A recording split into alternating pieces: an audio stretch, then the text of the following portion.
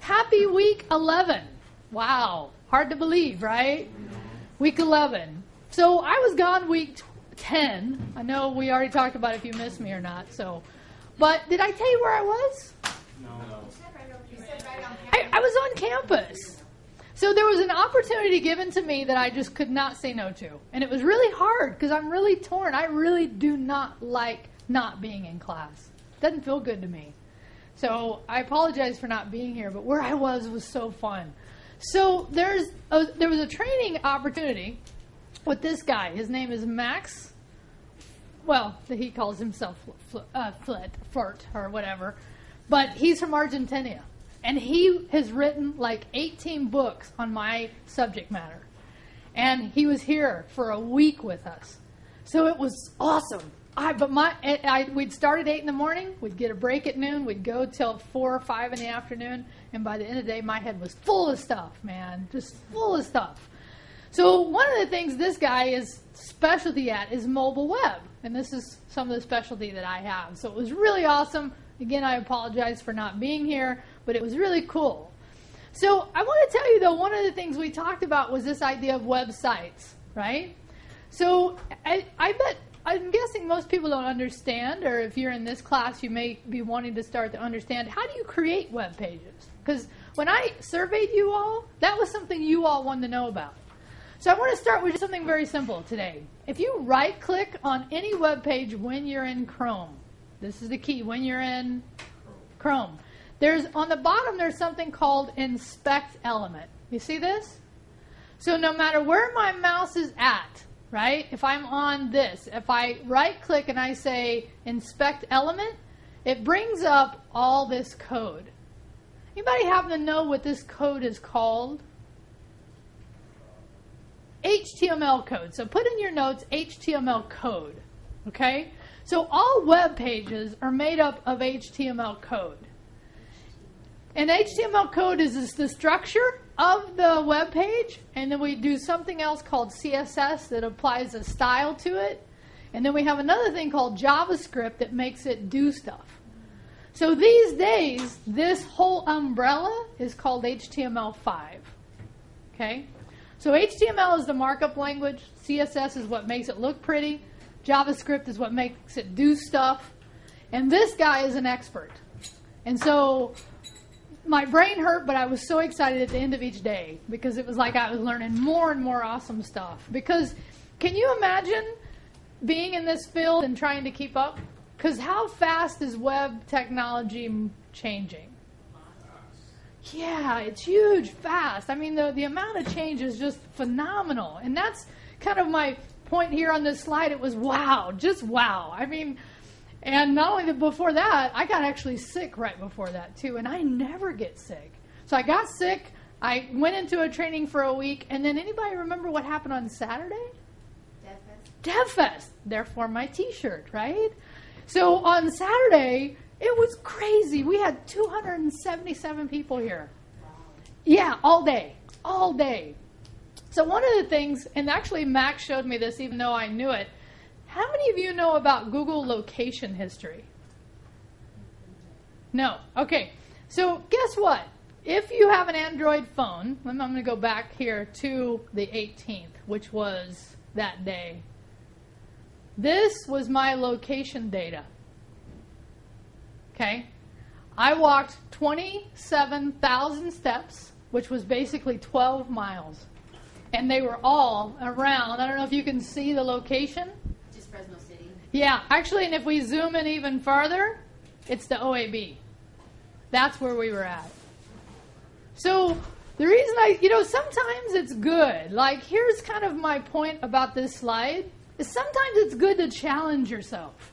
Like, when I look at what I did in those last 2 weeks, it felt like I was superhuman a little bit. But man, did it take a lot of energy, right? I don't regret any bit of it, but it was awesome. It was really awesome. And one of the students from my other class that went won a watch. We gave away 4 watches that day, and he won one. And do you guys know, even though he's not here today, which is kind of sad, we have a celebrity in our class? The guy who sits in the back, Michael, was on television. He was the guy who rescued the guy in the burning building. It was, matter of fact, How many of you know about this? There was a house that burned, and somebody was there with the videotape recording the whole thing, and I think the water heater blew up, and they ran in to get him because the woman was saying, "It's my father, he's in there." Well, Michael, who sits in the back, who's not here today, was the guy who helped save him, and it was interviewed on Good Morning America. How long ago was this? This last week. Yeah, and he's not here today because I was going to kind of, spotlight him a little bit because he probably doesn't want us to. But he was interviewed on several major news channels. Yeah, tripped out, right? But it's funny because he wasn't the guy that carried him out. He jumped over, they didn't show it, he jumped over the back fence, got him out of the house, and then had another guy help him pull him out. So he wasn't the guy that carried him out? So he wasn't the actual guy that carried him out, but he got him across the fence, and then another guy helped him out. So it was 3 guys involved, but he was the only one they could find, right? So we have now, do you know what it means to go viral? You ever heard that term? Have you heard when a video goes viral? That means everybody's watching it. This is what happened, because even before I knew it, I saw it on my national syndication of news in Fresno. And what's funny is the woman who was recording it, I also knew. So I was like, wow. It's a small. Have you heard 6 degrees of separation? Yeah. Felt like 2 that day. Anyway, enough of that. So I want to talk about software today. I last time before I left, anybody remember the topic I started talking about? Networks. I started talking about networks, and I realized I jumped right over a really important topic. So I'm going to talk about it today, and I'm going to give you all a hands-on experience for this topic. But let's start with this. Who creates software? Who creates it? You know? Programmers. Excellent. So who creates software is programmers. What do programmers do to create software? They write code, okay? So remember that code I was showing you on the web page when I started today? That's we don't really call it a programming language, but it's the same idea. It's it's lines of code. So if you think about this, programmers, then what do? They write code, or what we call source code.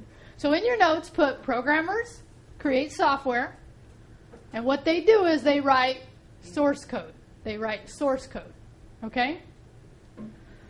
Now, before I jump to the last piece here, let me ask you, do you think it's a good job to be a programmer?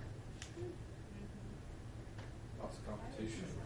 How so? Good comment, lots of competition. How so? Who's kind of the new player sometimes when we talk? Do you know? Like, where do you get this idea that there's competition? Well, because a lot of people I know a lot of guys that want to be programmers, and my dad is a programmer, and he says there's a lot of competition. People keep going in, going out.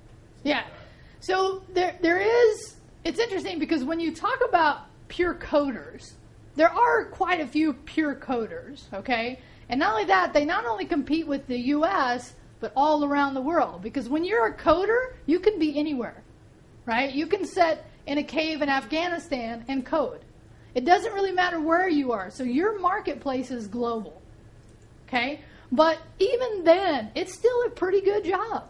Like in Fresno, what do you think you could make? Guess. Just guess, even if you don't know. 90, 100. Actually, if you're good in Fresno, you could make 90 to 100, okay? Now, how much more could you make in the Bay Area if you were a good... Yeah, so a lot. Now, and by the way, let's just say, it's more. But why is it also more in the Bay Area than it is in Fresno? It costs more. Yeah, it costs more. I mean, I have friends that live in the Bay Area. They can't, these are people that make good money and cannot buy houses because of the cost of living in the Bay. But if they came to Fresno, they could surely buy a house. It's still very reasonable here. But not everybody wants to come to Fresno, right? I don't quite understand that because I actually enjoy Fresno. But, I think Fresno gets a bad name in some ways. So let's compare first. So coding is competitive because you're competing with anyone in the world that can code. Now, versus the developer, okay? So let me tell you about developers, because developers are also coders, but they not just code things, they work on the concept from the beginning all the way to the end, okay? I know. So let's and actually on Saturday during our Dev Fest, we had some developers. Matter of fact, the group GDG is Google Developer Group. That's who I help organize. So we don't call ourselves coders. We call ourselves developers. And the difference there is that developers often will take either somebody giving them a concept or a concept they've come up with. They create the program. They market the program. They put it out on the Play Store. They go out and promote it. So they do everything related to that. Coders just code it. So this, even though it's coding, is also more involved in the whole business idea. Does that make sense? That's why we look at this, and we have some great people here on Saturday from all around the valley talking about some of the stuff they're doing. As a matter of fact, we had a computer science student who's here at Fresno City, who developed an app for a sorority in Berkeley. And he talked about what he did, and he created an app on a phone that he could take a picture of a piece of, like a textbook page, and convert it to text. Does anybody know what that technology is called? OCR, optical carriage recognition. So that's the technology that people use to scan books and to make text out of scanned images. Because normally when you take a picture or you scan something, it's graphic. It's not the actual text, and you have to convert it to the actual text. So again, somebody gave him an idea of what they wanted. He created it all the way to the point that he had it out on the Play Store. And that is an amazing thing to know how to do. Now, does this class cover coding? Anybody know? No, it doesn't. And by the way, if you wanted more coding, I would suggest you take CIT 15 because they do more coding than here. But today, I've decided I want you to get some experience, and this goes in your notes, with Scratch. Okay? So here's the Scratch website, and put it in your notes, scratch.mit.edu. By the way, who's MIT? Anybody know? Have you heard of MIT? Yes, outside of Boston. Yeah, so Massachusetts Institute of Technology, okay? They created this program called Scratch. And it's a really simple program to create really fun stuff. And they target it to high school or below high school. But don't be fooled by its simplicity. If you were taking a beginning programming class at Harvard, this is the first thing you learn. And now, you guys are going to play with this today. Let me show you what you're going to do. So I'm going to give you the little tour here, okay? So this is a sprite, and it's basically a character. In order to do anything with this character, you can do, see up here? Motion, look, sound, and all these things you can do to this sprite character. Okay, so the first thing and by the way, what you're going to do, I'm going to come over here. Notice there's how many steps? There's 1 through 12, but in your notes I'm going to have you do 1 through 10. Okay? So I'm going to walk you through a little bit, and then I'm going to release you so that you guys can get some experience with this, but I'll show you the concepts here. Okay? So first you learn how to move them, then you learn how to add a sound, you start dancing, you do it again and again, you say stuff, and you keep going. Okay? Well, let me just show you the idea. Let me get out of here. Okay?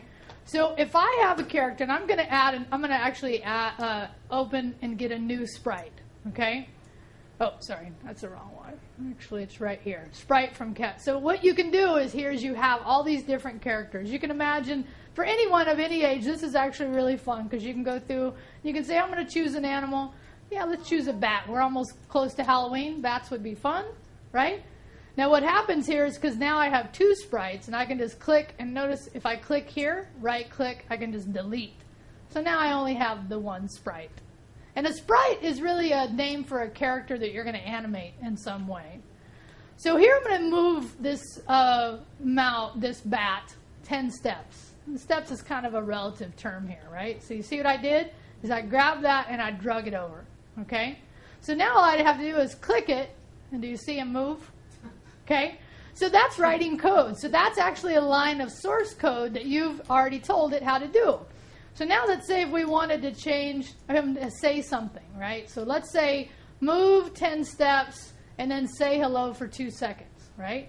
And all I'm doing here is I'm clicking And that's what he's doing. Did you get it? You kind of get the idea? You're basically programming with these blocks, right?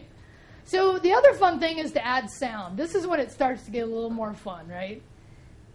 Let's see if... There we go. Hear that again. Try that one. So now what you can do is you can play different sounds. Like, so I could do cowbell, one of my favorite, right? Now, why is it pausing? Because it's saying hello for 2 seconds. Okay, so there's a delay in there. Okay, so what I'm doing here is I'm just controlling him with these different actions. But notice how I'm having to do this each time, right? There's something called control that I can do a block of repeat. And watch what happens when I drag out this block onto here. Now what's it going to do? Do it 10 times. Yeah, it's going to repeat that 10 times. And this is very common in program. We want to do something, we want to repeat it a certain amount of times. And can I change the number of times it's repeating? Yeah, and can I change how many steps they're doing? Yeah, I can also even, and this is something they show you how to do, is you come back here. Let's say I wanted them to, let's actually do this. I'm going to pull this out. What would happen if I did that? It would go backwards, exactly, right? It kind of logically makes sense. And now I'm going to pull it back. And they have to snap together. Do you see how the pieces snap together? And then I'm going to pull them together and drop them in here. So now what's the back going to do? Go back and forth 10 times. Say hello. Say hello. And then play the drum. No, it's going to move backwards. Okay. You get it? I do. Okay, so believe it or not, it's actually really fun to do this. Okay, and this is really where we start to get kids interested. Now, we really do need kids to be interested in programming because with the way technology is moving, we need as many people in this country that can do programming as possible. Matter of fact, the UK is ahead of us here. They're actually, and even the Asian countries are really ahead of us. They're teaching these concepts really young, which, by the way, coming back to the event on Saturday, we had 50 high school students here all day learning about these concepts. So I encourage you all to actually get some of this because no matter what you do, I'm telling you, there'll be a time when you'll have to do a little bit of coding, which, by the way, did anybody notice in Excel that you're going to do a little bit of coding? How about, who did the My Grade spreadsheet? Did you remember the if statement I had you write? Yep. That's code. That's what that is. That's telling the Excel how to behave. Okay? Okay, so here's what you're going to do. You're going to go to MIT, scratch.mit.edu. You're going to follow how many steps? 10, right? So I'm going to go back. So you're going to go all the way through until they have you add another sprite. Okay? So you'll end up with 2 sprites, but you'll really only program 1. Okay? And what you'll do is when you're done, you'll take a print screen. So in your notes, after you do 1 through 10, you take a print screen. Okay? Now, you all know what to do with print screens by now, right? OneDrive or wherever, or Gmail. And then what do? Upload it, give me a link. Okay? So go to MIT, follow 1 through 10, do a print screen, upload it, give me your link. That's going to be 50 points of classwork today. Okay? So you need to do this. And I believe you'll have fun with it. I actually, in Wednesday class, I had to stop people from doing it. I'm like, you need to go do other things. You've spent 45 minutes doing this. The idea is not to spend 45 minutes. The idea is actually just to see what this feels like. Okay? All right. So before I leave you today, anybody want to talk to me about the practical? Anybody want to talk to me about the Excel practical? Mark? Do you have any comments you want to make about it? Those last 2 questions were hard. The last 2 questions were hard. Yeah. Was it bad? The last 2 were hard. It's terrible. It's terrible. Okay. Anything else? I don't want to do it. Huh? You want a book? I don't want to do it. You don't want to do it. All right. So when was it due? Today. Last night. Yesterday. This morning. Okay. So here's what I'm going to do. I looked at A, and I'm going to develop these statistics because I'm going to report on it. I've looked at how many people actually attempted it. It's low. The amount of people that actually, now I'm thinking part of the reason not everyone attempted is they knew they had late grades, right? And they knew they could turn it in late. But the other thing is, I think when you looked at it, it looked overwhelming. Because my feeling is that the training didn't translate well enough into the instruction they gave you. Okay? So here's what I'm going to do. I'm going to record a video showing you how to do step by step by step for the practical. Okay? I'm doing it today. For the online students, I'll also put them an announcement so they know about it. Hopefully I'll have it done by this afternoon, and then I'll put it out there, and I'll give you until Monday to get that thing done. Okay? Huh? You can redo it, because remember, you can submit that thing as many times as you want. Okay? So go back and look. And there's one little bug. I could only get 99.6%.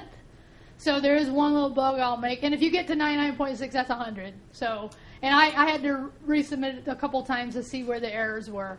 But I would agree that the instruction for that thing was not good. It took me like an hour to read through it, and I know Excel. It should have taken me 20 minutes to do it. When it took me an hour, I went, oh, no wonder. Okay? No wonder that thing was a pain. Okay? But the thing is, I'm not giving you any more time on the trainings. I this morning went in and put zeros if you didn't get it done. So you still need to have gotten those things done, and you still can turn them in for late grade, or if you've done the exams, you can still use that. Okay? Any questions about that? No? Better? Do you feel better about that? I do. Okay. No questions for me? Okay, so next week, when we turn off the cameras, if we have time, or if you want me to do it on Thursday, I'll go over the task manager. It's actually a really good assignment, believe it or not. It's really good to know how to do it. And then next week, we are gonna talk about networks. It's such an important topic. Like I told you guys about the percentage of time that we spend on networks. It's just huge. So we need to have some basic literacy about it. And next week's hands-on assignment is all about learning some of the commands for networks. Okay? All right. Say goodbye. Hey, let's show them. Say goodbye to the online students, and then drop the recording.